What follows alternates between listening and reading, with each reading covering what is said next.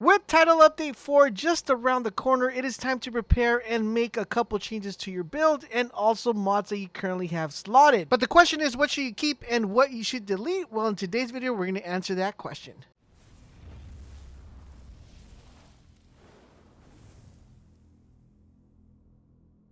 This is LaserBolt, and today we're going to be talking about what you need to prepare for the Title Update 4, which is just about a week away. So it's time for us to prepare, look for mods, look for specific weapons, delete a couple stuff, make space in our inventory, because there are a lot of changes coming with the new update. But before we get started, I do want to remind you about our monthly giveaway. We're giving away a free headset. That is the Turtle Beach Recon 70 for any console of your choice. To participate, it's super easy. All you got to do is click the link down below that says Join Bolt Nation, and you will be officially entered into the monthly giveaway. Good luck, everyone. So what exactly are the updates coming into Title 4, and what should you kind of be changing around? Well, let's talk about the updates that we're going to be having. So there's a couple things that are going to be changing within the update. First, we're getting the change, of course, the one that mostly everybody's kind of tripping about because they're going to be changing their builds, and that is a change coming to generic mods. Now, if you guys did farm generic mods, which were the blue mods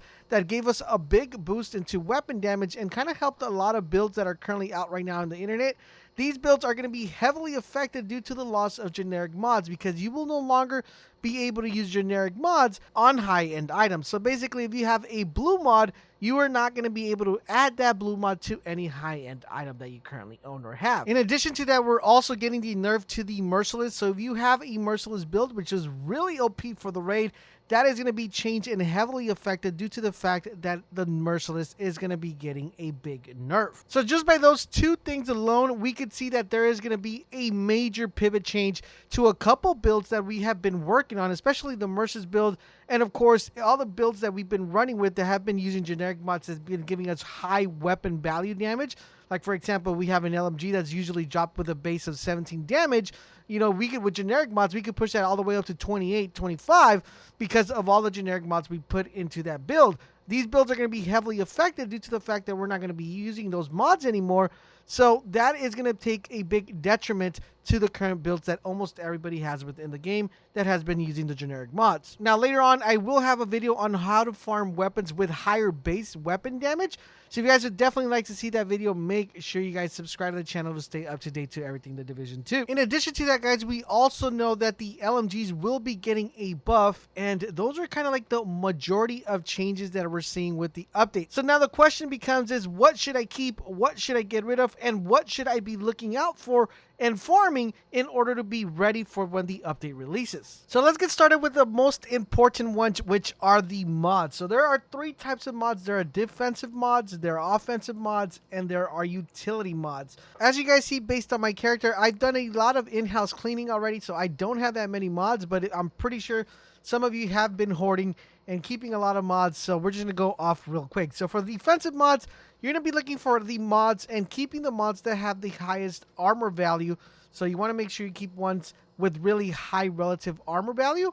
And you're also going to be looking for stuff like total armor, which is giving you a +2 or a +1. Those are the ones you're going to definitely be looking out for defensive mods. So things you need to prioritize: ones with high value and ones with high total armor value. Now let's talk about the most important ones, which are the offensive mods, because these are the ones that are going to be playing a huge detriment on people's builds due to the fact that generic mods were giving you a lot of weapon damage or a lot of specific weapon type damage. So what exactly should you be looking for when you are looking at these mods, and which ones should you decide to dismantle or decide to keep? Or also, which one should you be farming for? So there are a total of 3 important stats when it comes to offensive mods. Number 1 is weapon damage. So as you see here, I have a +1.5 weapon damage. We're also going to be looking at weapon type damage. This is like, you know, +5 to AR, +5 to LMG. That's a specific type of weapon.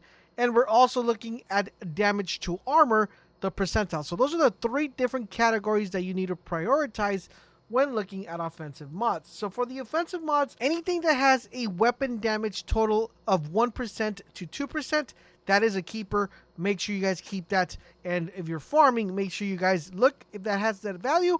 Go ahead and keep it. The next stat we're going to be taking a look at is weapon type damage. So anything that has a +3% to a +5% you're going to want to keep. So it has a plus 3% assault rifle damage, plus 4% assault rifle damage, plus 5 assault rifle damage. You're going to want to keep that. Substitute assault rifle damage for anything, LMG, SMG, marksman rifle, whatever you like. But me personally, the only ones I kind of look for are assault rifle damage, LMG damage, and of course SMG damage. Those are the main ones that I go with. But if you guys like, other like marksman rifle or any other thing, you go ahead and look out for that as well. And the last thing we're going to be taking a look at is damage to armor. Damage to armor is super important, and you're going to want to look for something that has a +1 to a +2 damage to armor. Those are going to be a really, really good mod. For example, this offensive mod that I have right here is kind of like a god tier, and you see this is a 471. It's not even 490 or 500 because this has all 3 stats. It has 2 really good stats, and it has a okay stat. So for my weapon damage, I have a +1. I would definitely wish that was like at least a 1.5 or a 2. That would be best. Damage to armor, that's a +2. I wouldn't mind to switch the weapon damage and the damage to armor. That would have been awesome. And I have a +3 assault rifle damage. If that was a +4 or +5, this would definitely be an amazing offensive mod. Now, the last set of mods we're going to be taking a look at are the utility mods. And for utility mods, we want to be taking a look at 2 different attributes. First, we want to make sure we look at high skill power.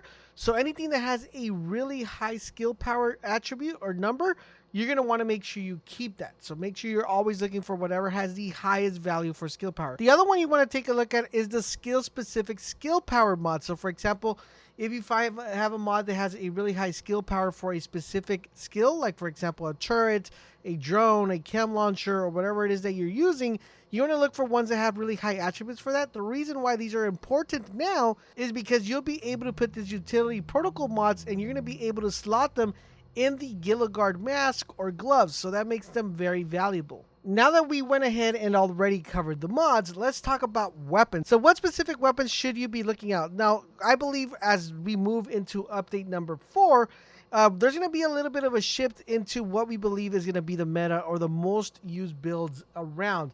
As you guys know, when update 3 came around, everybody shifted over to the ARs because the ARs got a buff and they are very valuable. Now, keep in mind, ARs are still pretty good because that buff is still active and you're still able to use that. But what I believe is going to breathe the brand new king of meta is the LMG for multiple reasons. Number one is, remember, we're getting a brand new specialist that's going to allow your LMG to have a massive amount of ammo. If right now you're running an LMG with only 100 clip, imagine running an LMG with 160 bullets that you're able to dish out without a problem, and then just swap up to another LMG that has another 160 bullets. You guys can see where I'm going with this. Now, if those 300 plus bullets weren't enough, the LMGs are also going to be getting a damage buff. So that means you're going to be outputting more damage when you're using an LMG. So expect a LMG build video coming really soon once the update rolls around. So knowing this, there are 2 particular weapons you should be looking out for. One, of course, is the LMG. So farm for LMGs that have really good talents and have really high base damage, so you guys can have it ready when the new update comes. What you're looking at for is things like Unhinged. Unhinged is probably the best one, or Frenzy. People like Frenzy, some people like Unhinged. I like Unhinged just because it gives you more damage. But if you like Frenzy, look for LMGs that have that, or look for LMGs that have that talent that you want to put that into another LMG that has a really high base value damage. Now, if you're trying to get an LMG with higher base damage, I'm going to have a video out that will tell you guys how to farm weapons with more damage. So stay tuned for that. Make sure you guys subscribe so you guys don't miss that video. Now, in addition to farming for LMGs, I would highly recommend you guys definitely try to get the raid completed and see if you can nab yourself the Eagle Bear, due to the fact that the Merciless build is really OP, and a lot of people are clearing the raid just because they're running the Merciless build. So there should be multiple groups with the Merciless build that are allowed to be able to do faster clears for the raid, and I would highly recommend you guys definitely should farm for the Eagle Bear, due to the fact that you want to have it before, the whole Merciless thing gets patched and the raid becomes a little bit more difficult for people that have been clearing it with the Merciless build. Because even though the LMG is getting a buff, the ARs are still pretty powerful within the game. And there you guys have it. That is what you guys should be farming and looking out. Make sure you guys get rid of all your generic mods and start farming for those mods that I mentioned in the video. In addition to that, make sure you guys are looking for your LMGs and of course your ARs. But now it's time for you guys to let your voices be heard in the comment section down below. What do you think of Title Update 4? Are you guys excited for it, or are you guys disappointed with the changes that are coming? How many of you guys are looking forward to playing with the new Gunner Specialist? If you are, will you be changing from your regular Specialist to the new Gunner Specialist? Let me know in the comment section down below. I do hope you guys did find this video helpful and informative. If you did, do me the huge favor, guys. Let's drop a like on this video. If you're new to the channel, make sure you subscribe. And when you do, hit that notification bell so you could get updated when Division 2 videos go live.